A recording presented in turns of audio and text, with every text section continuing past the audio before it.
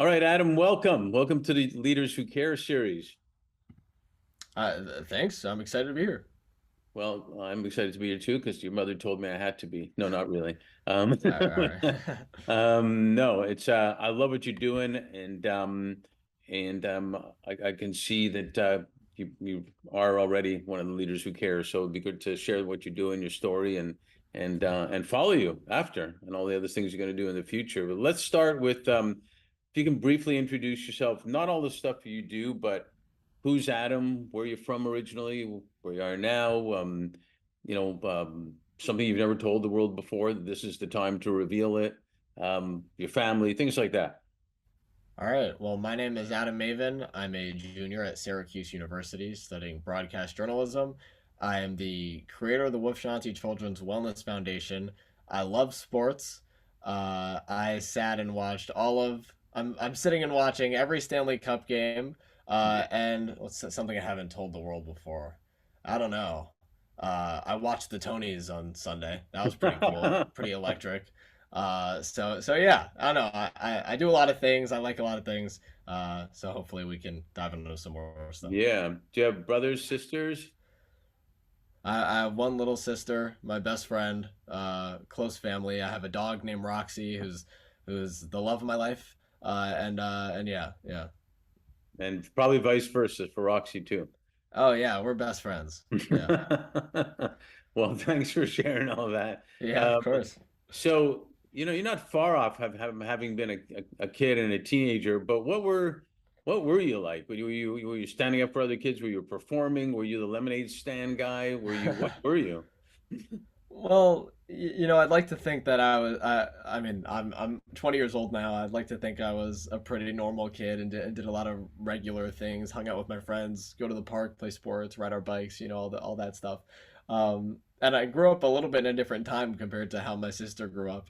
We're 9 years apart, so yeah, I feel like I was a normal kid, but also when I was pretty young, actually, a little younger than she is now.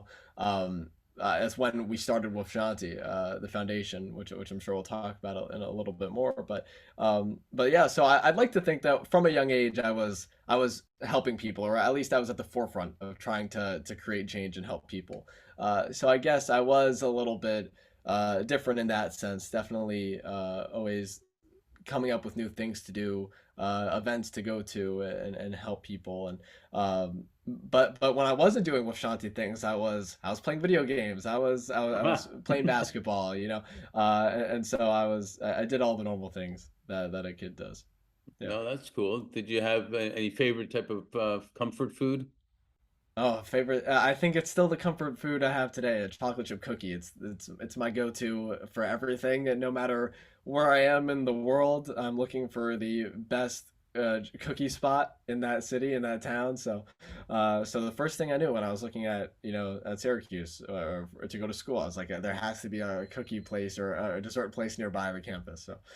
So yeah, I, that's I probably my like go-to there. I like the way you define things. That's a good criteria to Yeah. decide if I go to this one or that one. My Right. my sons went to a prep school, got recruited for hockey, and they were so excited when their dorm room was in the same building as the cafeteria. So Yeah.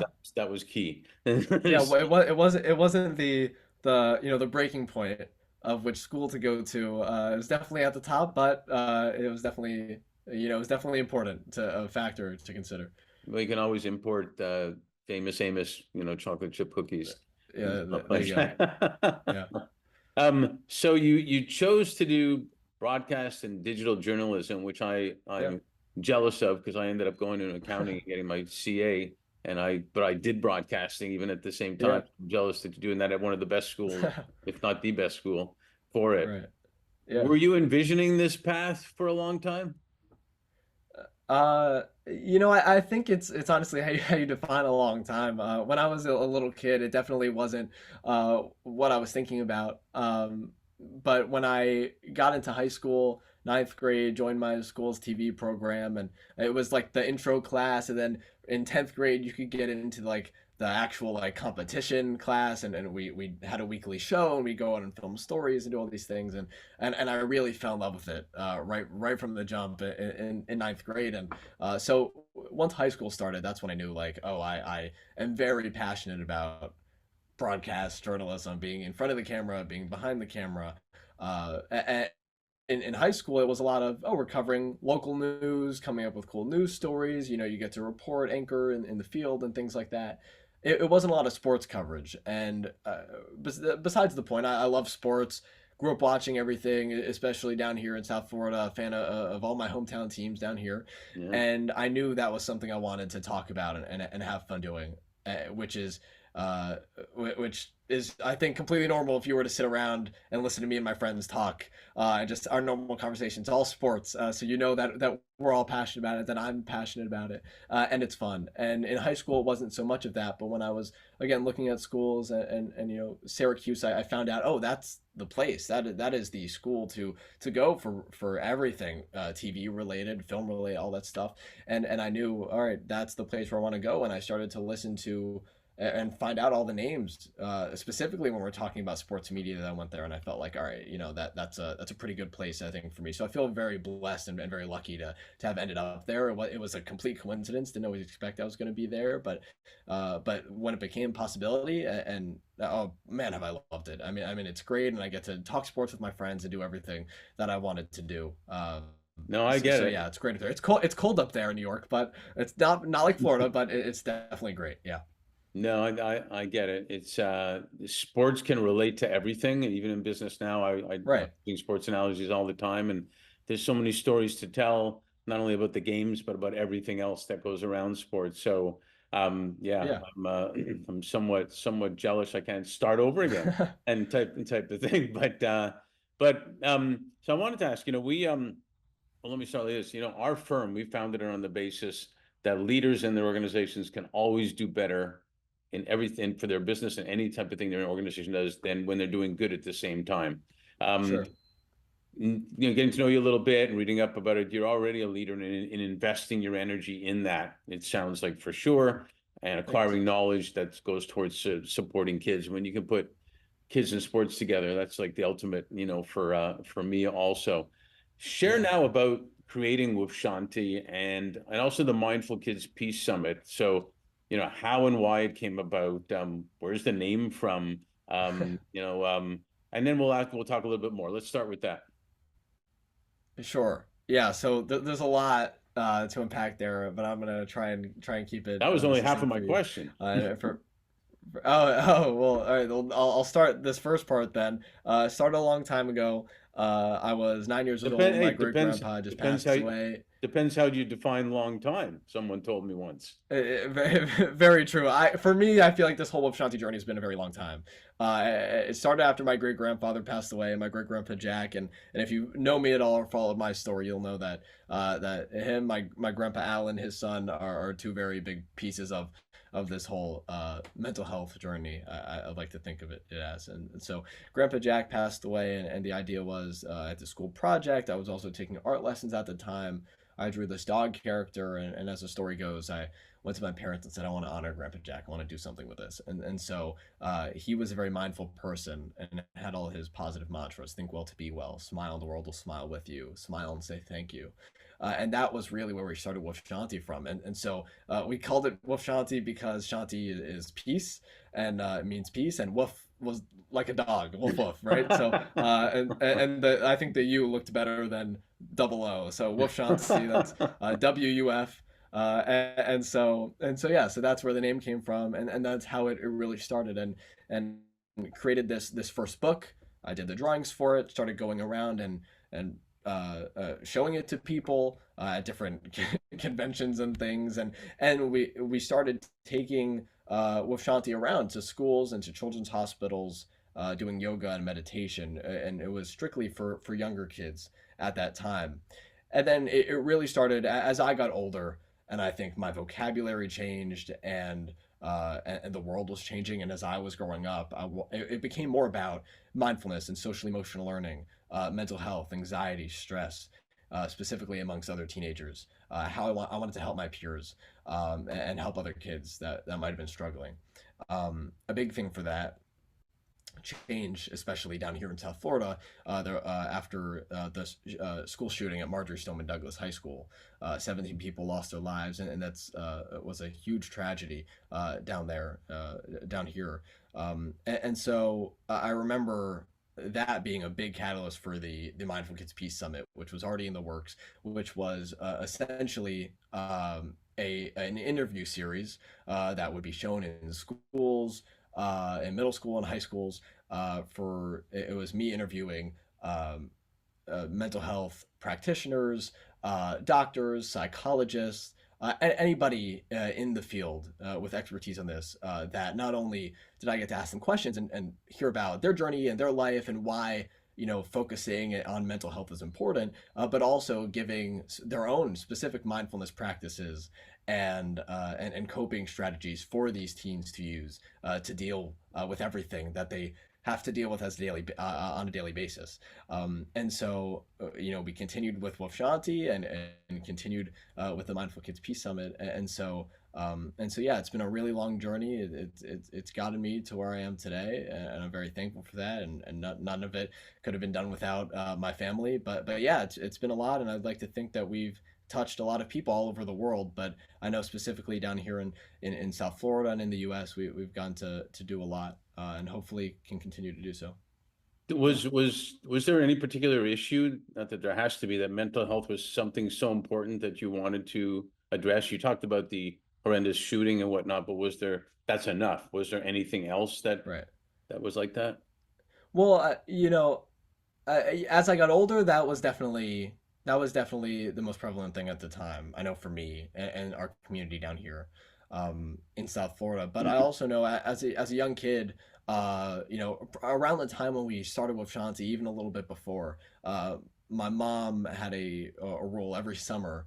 We would research a charity and we would try and do something with it. So I remember did an MS walk one time. Went to a soup kitchen one summer for this other charity. We were always trying to do different things, and she wanted to introduce me at a young age. Like, all right, this is what we're gonna do. This summer we're gonna help people, kind of like a nice project for the summer. And I was always doing things, probably from when I was about 4 or 5 years old, just being introduced to what it'd be like to help people. And I think by the time I was 9 and things were starting to happen in my life, and I knew that I wanted to do something, I had the background of like, all right, I want to do something on my own. And it just so happened that I think I gravitated towards mental health, because that's what my grandparents stood for, and what I thought of at such a young age of like, all right, it's important to be happy and to help other people try and get to a happy place. And so I think that's definitely where it came from, and it just really grew from there. It No, took it's a life of great, its own, I it's think. a, it's an important topic, to say the least, something we work on a Yeah, lot too, and that is affecting everybody, literally almost everybody yeah, in different ways. You're also the author of Stress Less Mindfulness for Teens, yeah. book clearly designed and mostly timely for teens right now with everything that's gone on. Talk a little bit about that, and also your relationship with Udonis Haslem of the Heat. Yeah, so the book came about. It was something that really happened. It was when I was in high school. COVID hit. The world was at a standstill. People were inside their houses. They couldn't leave. Anxiety and stress was at an all-time high. Obviously, a lot of things were happening, right?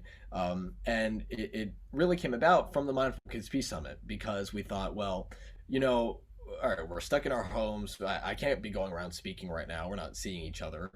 Kids aren't in schools. They're learning everything online.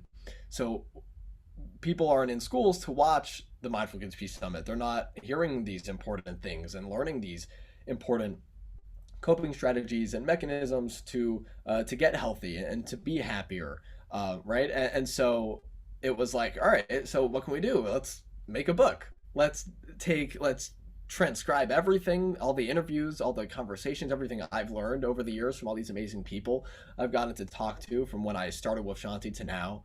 And so luckily we had hundreds of hours of content and things and went through it all. It took the journey of the book lasted about 3 years from when the idea came about to actually formulating it to thinking, all right, how do we make this interesting for a teen to actually want to sit down and read. And so a lot of the book is information from all of the people I've gotten to talk to over the years, from the Mindful Kids Peace Summit, talked to so many great people. And then the other half of the book, it's kind of split up into two parts, is all the practices that I've learned over the years and strategies that teens can use.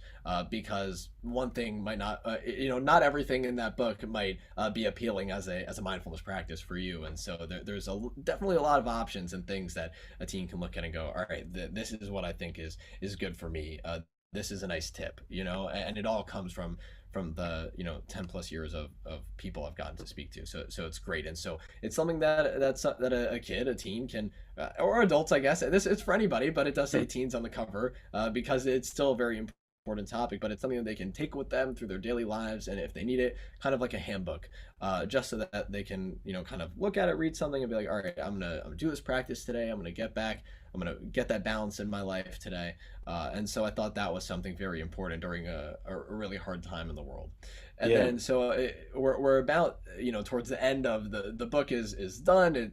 It's been edited, all these different things, and I was trying to come up with with the publishers who were great and everybody, someone who could write the forward for the book. And I knew for me, as someone who loves sports, I knew that I wanted it to be an athlete, somebody that people knew, that they were connected to. Like you said earlier, sports is something that everyone can relate to. It's a lot of the conversation just every day for a lot of people. And so I knew that I wanted an athlete, and being down here in South Florida, when I was trying to come up with somebody maybe we could connect to. I know it's not easy to connect with a celebrity to write the forward for your book. They're like, who's this kid, right? And so when I was trying to think of somebody, and then I started thinking, all right, Dolphins, Panthers, Heat, and I thought of the Heat.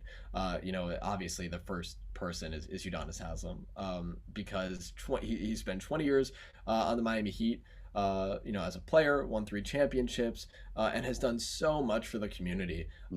Every time I go online and stuff is being talked about down here, he's there. His foundation is doing things, and he's just so vocal about wanting to help people, specifically the youth, and to make the world a better place for the future, and for his kids, and for everybody, right? And so somehow we connected with him, and he was so down to write the forward for the book and to be a part of this journey, before we even really had a full conversation, which was the craziest thing ever. That he was so on board to do this and to have his name be on this book of this kid he barely knows. And through the conversations I've gotten to have with him and his team so far, they've been so great, and so on board for this whole journey. And right from the jump of when we got the physical copies of the book, we got to have a little event where we got to kind of show it around, and we got to do a little Q&A together, and just to hear him talk. And the passion is there, just like me, just like everybody that was involved with this whole process. So he's been great, and I hope I can talk to him more, because he's just such a cool guy, and he's so busy. He's doing all these things. If you're watching ESPN and NBA TV now, you see him on TV. He's getting to the broadcasting arena like me. Maybe we'll see us on air together one day. Maybe. But when do you do play-by-play? The other one's doing color. Right. Hey, one thing I always liked about him, and I've never met him, is he seemed to be a leader by being a great teammate. Yes. Yeah. So it's not surprising in how you're describing him, even in this realm.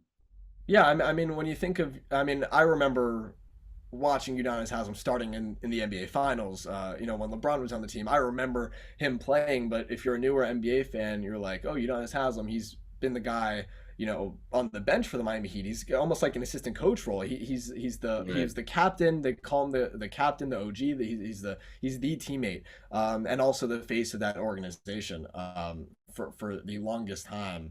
And so that's why they kept bringing him back, because they knew that they wanted him, in their locker room. And now he's still a part of the organization. He's around the team. He still practices with the team. That just kind of shows you the guy that he is. That he's so willing to not, to help his friends, to help his team, and to help continue to win Yeah, for he was championships while always also doing. Right, while yeah. also doing all these amazing things, out in the world, trying to help other people, and so he's just a great guy. He was a lot of times the unsung hero, as they call it, during all Oh the yeah, early championships with Dwayne and Shaq and all that. yeah. And, best, you need those guys on the team. And yeah, that really stood out. And people should know. But athletes like him that do more than we ever even know. A lot of Yeah. times that No, that he's done so much for the community down here, and it was really unbelievable to get him, to have my name next to him on the cover of the book. So I couldn't So be more you thankful may for you him may have and his answered team. this to some degree, but is Yeah. there a most impactful experience of encountering somebody or something that happened that really sticks with you and what the impact it had on you? Yeah, again, I like to think that we've reached a lot of people over the years. Um, I know for me personally, I remember a lot of the interactions and conversations I had earlier in the journey. I think when we first started with Shanti, I remember I've been lucky enough to go around and talk and do some speeches and things. And I remember I did a TED talk years back. I was in ninth grade. I think it was 14. And so it was the I've never done anything like that in my life before, and had to stand up on the stage in front of, you know 500 people, and give this 15-minute fully memorized speech. And it was difficult, and I've never done anything like that before. But I was like, all right, I'm gonna do it. They lucky enough to do that. And so I remember after the speech, which I thought went fairly well. You can go check it out online. I look a little older now. uh, but I remember I was walking into the lobby. I was going back to where I had my stuff, and I was gonna wait in the back or whatever. And I remember this little girl runs up to me and gave me a hug, and with her mom. And I was a little off guard by it, but the mom was like, "Oh, I'm sorry. She wanted to see you. She wanted to give you a hug." The dad, who wasn't there, but they talked about, had was a veteran, had PTSD, and had his own mental health issues. And I just remember the mom saying, your talk about WuF Shanti and the character, and talking about why it's how we can help people be happy and healthier. It really kind of put into perspective what the girl's dad was going through, and Right. what she can do to help him, and to be there for her dad, right? So it's like a moment like that. I've told that story before, but I mean, it's something that has stuck with me through 6-7 years now. Sure. And it's because of a moment like that. Obviously, meeting Udonis Haslem, one of my idols, is very cool. And I've gotten to meet some people, and do some cool things. But it's those moments where you're like, all right, just a talk like that. All I did was stand up there and talk about the things I have done, and what I want to continue to do. And that was such a cool moment, to be Well, able we'll to talk. actually be with somebody, and hear, like, all right, I potentially helped them. Yeah, especially a kid. We'll talk about influencers in a tiny bit, but it's it shows people. I always talked about influencers this way, that we are always influencing people, even if we don't know it. And it's really our Yeah, choice of what kind of an influence do we want to have on people. And you may never right. see the influence. Like, then there might be 10 other kids that didn't come up that are also influenced, that you really make a difference on. So it's pretty cool. Yeah, A little switch here to the world of technology, if you will. The fourth industrial sure. revolution, they say, is about tech, predominantly AI, virtual reality, etc. But the fifth, they say, is about humanity. And in our business, we focus on how impact and talent come together all the time. The best talent wants to make an impact and money, Mhm. and when you're making great impact, you can attract the best talent. Um, so much is going on, full speed ahead. Yeah, Social media, what's going on there: misinformation, conflict, hate, loneliness, you name it. You can have a list that's goes all the way down, and voices not right. heard also a lot of Mhm. times, and no one's listening, for that matter, also. um what are the perspectives, attitudes, discussions that you hear from youth, that you encounter from diverse Mhm. backgrounds and cultures, and so on. Yeah, it's a great question. Y- I think a lot goes into that. I will say, I think from when we started with Shanti to now, I think there's been tremendous change. Um, there is still a stigma surrounding mental health, and hopefully that will go away one day. And we're, still trying to do everything to change that and end it. But the conversations are so much more open than they were when we first started. Right. Even where we talk about athletes that we look up to, like UD and also Kevin Love on the Heat, DeMar DeRozan. I'm just naming basketball players, but I mean Simone Biles. Absolutely. So many players. So many athletes, and then also and celebrities. Well, people that you might look up to are so vocal now about the struggles that they might have gone through, things that they've had to deal with, which in turn should make it easier for us, regular people, to talk about it and be open about it with the people that are closest to us, and to seek help, if need be. And so I think the conversations are much more open. Then obviously you bring social media into the mix, and it definitely makes it a little bit difficult because you want to show this life on social media that's perfect. It might not be exactly how you're feeling, and not everybody wants to be open about how they're feeling on social media, which is perfectly fine. But it's also important to keep in mind that being on your phone and being on social media and seeing things or watching things, can have an effect on your mental health. Hmm. And so it's important to get off it every once in a while, right? So more than anybody, as much as my friends are on, I'm on my phone. I can't tell you the amount of times I get caught in a rabbit hole of videos that I'm watching, whether educational or sports or for entertainment. Sure. I'm on it more, as much as everybody. But I remember there was a time in 10th grade, ninth or 10th grade. It was, I was a lot was happening in my life at the time, and I told my parents I'm going to get off social media. They're like, really? I was like, yeah, I'm gonna delete it. I was barely on my phone, and it was before COVID, and obviously when the pandemic hit, it was like, all right, I got to get back on my phone. That's the only way I'm going to talk to my friends, right now. But there was a good 8 months where I wasn't on it, and I remember me becoming so much happier. At that point, you'd think things would start to get hard during the pandemic. They were hard before, for me, and so when I got off the phone, it was like, all right, I feel better. I'm happier. I feel like I'm listening and I'm talking to my friends more. Right. If anybody knows me, my friends, I'm calling and FaceTiming, most of the time at night and stuff to catch up. So I still love, talking and actually listening to somebody. But I'm on it more than the next guy. I just think it's important to keep in mind to get off every once in a while, to be cognizant of how much you're on your phone.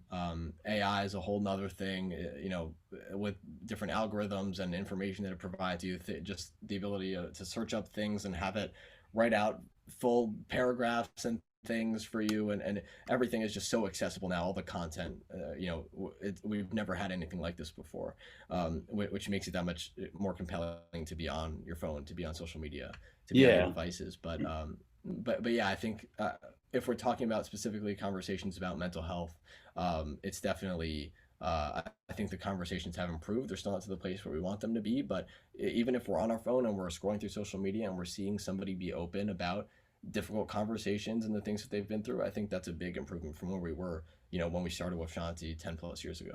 Yeah, 100%. And like anything, there's pros and cons.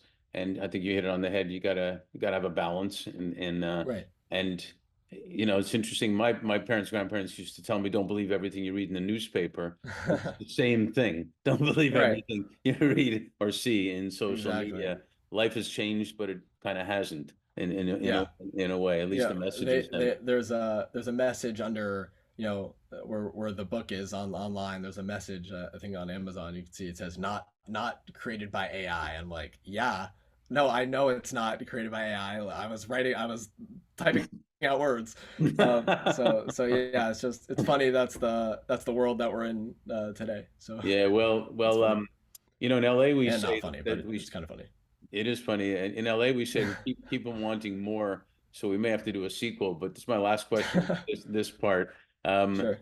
a client told me in 2021, you talked about the pandemic, he said, Yeah. Mark, 2020 was the year that flew by slowly.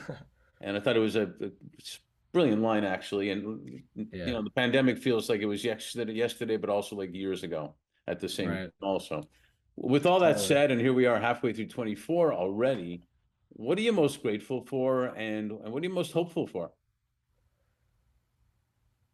That's a great question. I think I would say what I'm most grateful for is the time I got to spend with the people I care about the most, and my family and my friends. And it's been obviously it was a challenging time for everybody. It's crazy. I was a sophomore in high school when it started, the pandemic, and now I'm going to be a junior in college, Yeah, which is just unreal. How the time has flied by. But you're right. It does still feel like yesterday, and I was lucky that I got to have a semi-normal senior year of high school, and that transition to college fairly smooth as well. And so life kind of, I got to spend some quality time with the people I care about. And then, that transition back to normalcy, I think, which was important for a lot of people to kind of get back to sure. normal daily life. Now I'm getting to do a lot of the things that I wanted to do, and have a really, uh, really good college experience. And what I want to do for my career, and still being able to help people. And the book this year was a really big thing in my life. Sure. And I'm so lucky that it's been received well. And I hope more people receive it. But yeah, I think that's when I look back on it. Obviously, it was a challenging time, but again, you got to think of the positives and how they outweigh the negatives. And obviously, being home for that long is difficult, but you get to spend time with family, so that was important. Yeah, I agree. Well, I'm super grateful to meet you and get to know you a little bit, Likewise. and also that you are making an impact already. And like I said before, there's people that you haven't even met that I'm sure you're impacting too, and it's always something to remember because it happens. Sometimes it only happens even in a second with Right. people. So congrats on that. And I'm super hopeful with somebody like you. There's going to be a lot of good stuff happening in the future. So we both have to cheer extra hard on Friday to make that happen also with the Florida Yeah. Panthers. Oh yeah, go Panthers! Game 6. Come on, they got it. Exactly. So thanks for being on this and thanks for sharing everything. Really appreciate it. Yeah, thank you, Mark, for having me. I appreciate it.